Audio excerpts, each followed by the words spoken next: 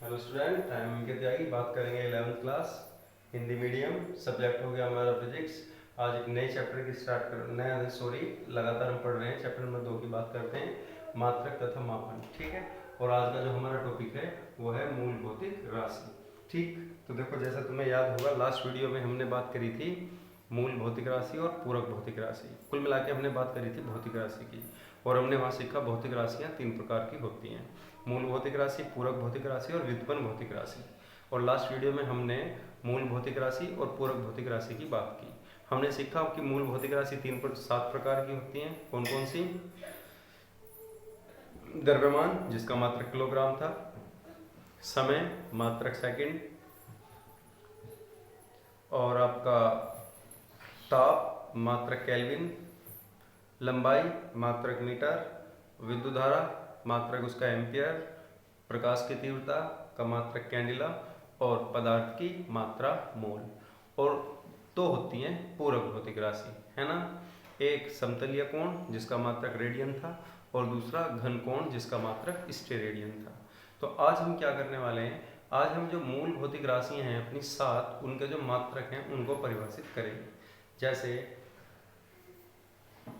पहला मात्रक हो जाएगा आज हमारा, देखो, मूल भौतिक राशि 7, उनके 7 मात्रक हो गए। अब उनकी आज हम डेफिनेशन देंगे। जैसे पहला हो गया, अगर हम बात करें मीटर, मीटर क्या है, तो हम क्या बोलेंगे मीटर को।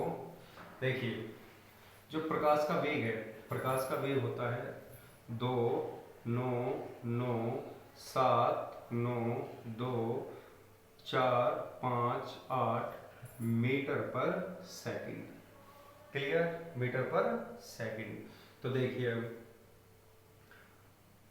प्रकाश के द्वारा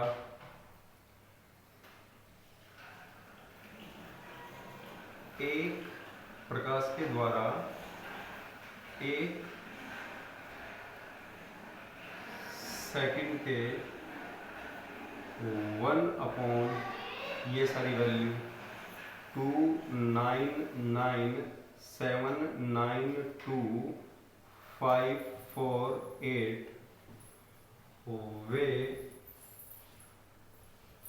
भाग में प्रकाश के द्वारा, एक चीज और ऐड कर लो, निर्वात में, प्रकाश के द्वारा निर्वात में, प्रकाश के द्वारा निर्वात में 1 सेकंड के 1/, ये सारी वैल्यू हो गई, वे भाग में तय की गई दूरी को, तय की गई दूरी को 1 मीटर कहते हैं। सही। तो ये हो गई हमारी पहली मीटर की डेफिनेशन। क्लियर? जिसको हम अक्सर मीटर मीटर बोल देते हैं, तो हमें ये तो पता होना चाहिए कि भाई वो वास्तव में 1 मीटर है कितना, तो वो तुम्हारे सामने है। अब हम बात करते हैं किलोग्राम की। ठीक है, किलोग्राम किसका मात्रक होता है? किलोग्राम, किलोग्राम मात्रक होता है द्रव्यमान का। तो दूसरा मात्रक हो गया हमारा आज किलोग्राम। ठीक है, अब ये किलोग्राम क्या है? देखो, पेरिस के अंदर एक जगह है सेवरिस। ठीक है, पेरिस कंट्री है, सेवरिस उसके अंदर एक जगह है ना। तो वहाँ अंतरराष्ट्रीय माप तोल ब्यूरो है, माप तोल ब्यूरो।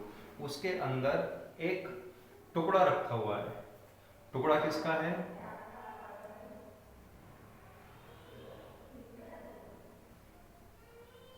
Platinum iridium. ठीक है, तो पेरिस के अंदर जो मैंने तुम्हें जगह बताई सेवरिस, उसके अंदर एक टुकड़ा रखा हुआ है, पीस रखा हुआ है इस पदार्थ का, और उसको हमने 1 किलोग्राम माना हुआ है। ठीक है, तो एक फिक्स चीज हो गई। तो लिखें इसमें, पेरिस में सेवरिस, या फ्रांस कह दो क्योंकि फ्रांस की राजधानी पेरिस है। फ्रांस में सेवरिस स्थान पर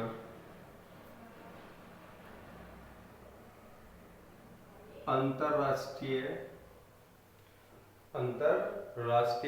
मापतोल ब्यूरो,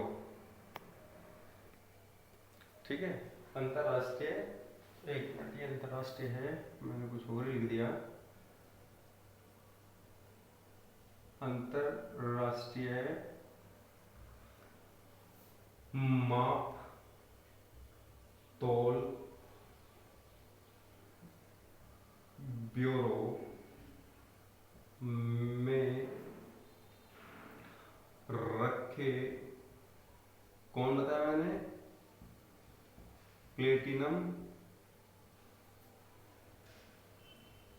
इरेडियम के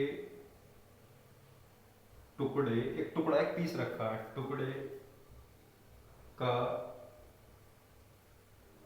द्रव्यमान 1 किलोग्राम माना जाता है। अब मान के चलो जितने भी देश हैं वो सब 1 किलोग्राम के बाट कैसे बनाते हैं, तो पेरिस जाइए सेवरिस एजेंसी के पास, वहां से अपने यहाँ से कोई लोहा वगैरह लेके जाइए और उस लोहे को इस टुकड़े के बराबर द्रव्यमान में ले आओ और फिर उस लोहे का यहाँ आकर हम जो बाट वगैरह बना देते हैं, ठीक है। तो ये फिक्स चीजें हैं, तो किलोग्राम हो गया। ऐसे अब हम बात करने वाले हैं सेकंड की। तो देखो तीसरी डेफिनेशन बात करते हैं, सेकंड क्या है। देखो सेकंड क्या है, सीजियम एक तत्व होता है, तुमने नाम सुन रखा है, ठीक है, सीजीएम।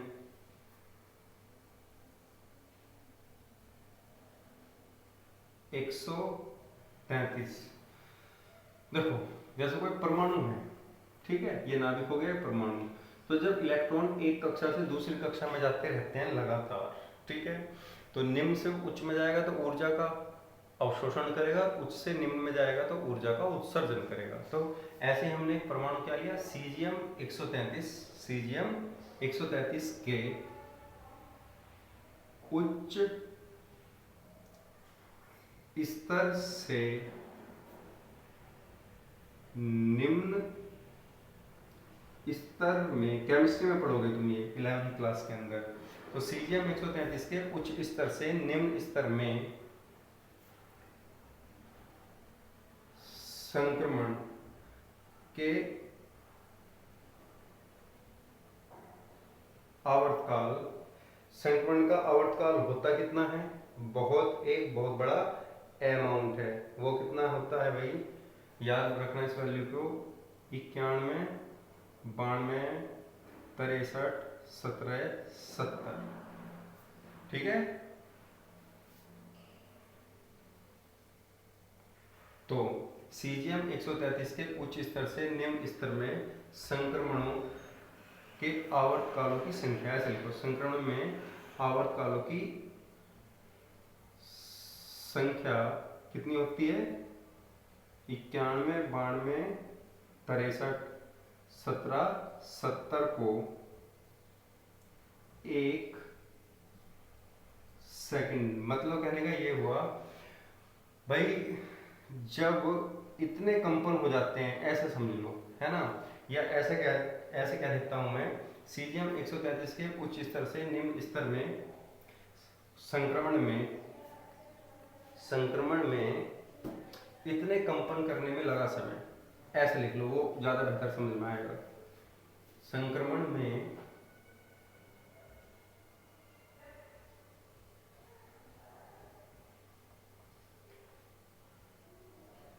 कंपन करने में लगा समय 1 सेकंड कहलाता है, 1 सेकंड कहलाता है, ठीक है भाई। तो इतने जब कंपन हो जाएंगे, हम कह देंगे कि अब ये 1 सेकंड का समय हो चुका है। अब इसका स्क्रीनशॉट ले लो जरा, फिर आगे चलते हैं। सेकंड हो गया। इसके बाद हमारी नेक्स्ट यूनिट आएगी एम्पियर, या चलो पहले केल्विन की बात कर लेते हैं।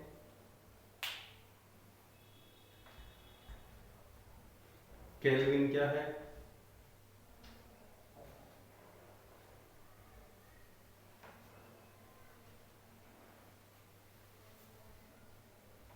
देखो अब चौथा मात्रक हो गया हमारा केल्विन, ताप का।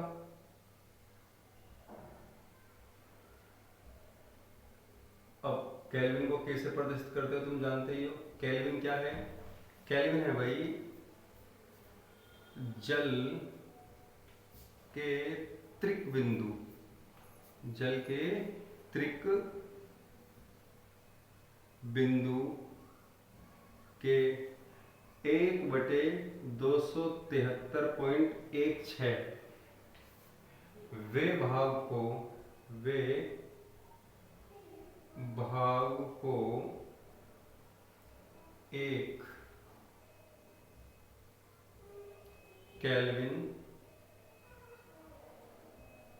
कहते हैं। समझ में आया क्या? तो जल का जो त्रिक बिंदु होता है, देखो ये बहुत सारी चीज इसमें ऐसे हैं तुम्हें अभी इनके बारे में समझ में नहीं आएगा, और जैसे जैसे हम धीरे धीरे पढ़ेंगे ये चीज हमारे सामने क्लियर होती चली जाएंगी। जैसे ये जल है, जल का त्रिक बिंदु क्या है, तो चलो मैं शॉर्टकट में बता देता हूँ ताकि तुम्हें आइडिया रहे। देखो वो ताप और दाब का वह मान जब जल, ठोस, द्रव और गैस तीनों अवस्थाओं में एक साथ रहे। जैसे 0 डिग्री सेल्सियस है, तो 0 डिग्री सेल्सियस पर जो H2O है ये द्रव और ठोस अवस्था में एक साथ रहता है, यानी कि 0 डिग्री सेल्सियस पर बर्फ भी पॉसिबल है और 0 डिग्री सेल्सियस पर पानी भी पॉसिबल है। ऐसे ही 100 डिग्री सेल्सियस पर भाप भी पॉसिबल है और 100 डिग्री सेल्सियस पर तुम्हारा पानी भी संभव है। लेकिन क्या कोई ऐसा ताप है जहां पर जल भी हो, बर्फ भी हो और भाप भी हो? तो जवाब है हाँ है, उसी को बोलते हैं त्रिक बिंदु। ठीक है, तो जल के त्रिक बिंदु के 1/273.16 भाग को हम एक केल्विन बोलते हैं। अब नई डेफिनेशन देखो, एम्पियर।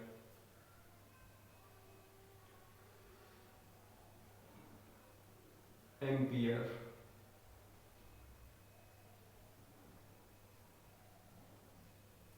ठीक है, एम्पियर को हम ए से प्रदर्शित करते हैं। अब ये एम्पियर क्या है वो सुनते हैं।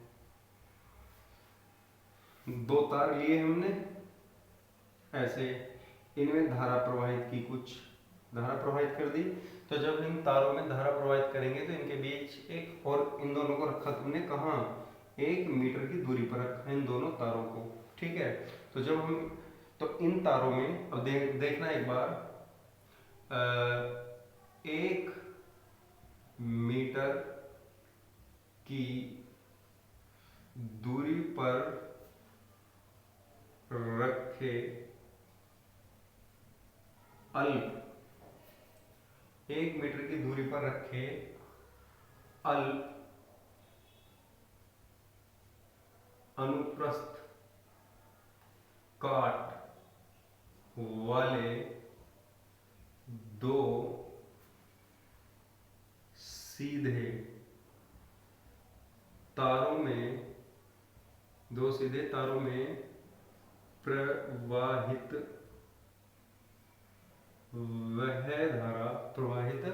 वह धारा जिस कारण दोनों तारों के मध्य 2 गुणा 10⁻⁷ न्यूटन पर मीटर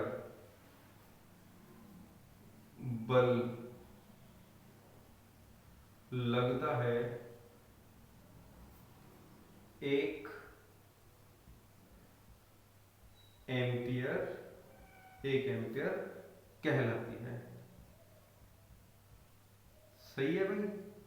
तो देखो 1 मीटर की दूरी पर, 1 मीटर की दूरी हो गई, 1 मीटर की दूरी पर रखे अल्प अनुप्रस्थ काट वाले, यानी कि इनका अनुप्रस्थ काट का क्षेत्रफल बहुत कम है, वाले दो सीधे तारों में प्रवाहित वह धारा जिस कारण दोनों तारों के मध्य 2 × 10⁻⁷ न्यूटन पर मीटर का बल लगता है, उसे हम बोल देते हैं। फिर हम बोल देते हैं कि भाई इन तारों में प्रवाहित धारा 1 एम्पियर है। ठीक है, तो हमने 5 डेफिनेशन पढ़ ली। अब हमारी छठी डेफिनेशन क्या बचती है? छठी डेफिनेशन है हमारी ये पढ़ लिया मोल, ठीक, एक है केंडला, तो ये तो हो जाएगी मूल भौतिक राशि यहाँ आने पर पूरी। और दो मैंने क्या बताया था तुम्हें? दो बताया था पूरक भौतिक राशि, एक था रेडियन और दूसरा था स्टेरेडियन। तो ये जो 4 परिभाषाएं हैं इनको हम नेक्स्ट वीडियो में पढ़ेंगे। 2 तो हो गई मूल भौतिक राशि की बची हुई और ये 2 हो गई पूरक भौतिक राशि की बची हुई। ठीक है, तो इस वीडियो में इतना ही है। तो आज हमने क्या देखा है? आज हमने देखा है मूल भौतिक राशि के 4 मात्रक। बचा हुआ हम नेक्स्ट वीडियो में देखेंगे। ठीक है, तो आज के लिए इतना ही काफी। Okay, tata, bye bye.